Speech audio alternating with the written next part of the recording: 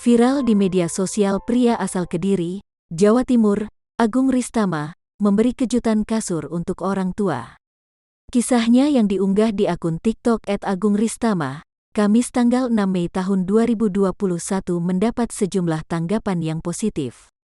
Ia membeli kasur seharga 1,7 juta rupiah pada seminggu yang lalu.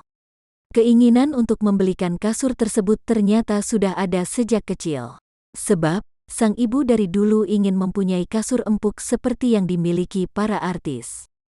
Setelah bekerja dan mempunyai cukup uang, Tama akhirnya bisa mewujudkan keinginan ibunya.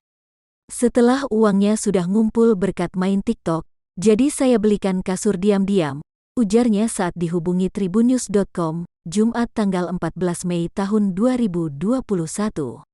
Menurutnya, orang tuanya kaget dan sangat senang mendapat kejutan kasur. Orang tua enggak menyangka saja gitu, dan senang banget, ungkapnya.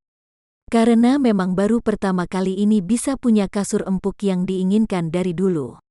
Bapak sampai enggak bisa ngomong apa-apa, papar dia. Seperti orang tuanya, Tama juga senang bisa mewujudkan keinginan orang tua untuk mempunyai kasur empuk. Saya tentunya sangat senang dan bahagia banget, karena bisa buat orang tua saya bisa senang.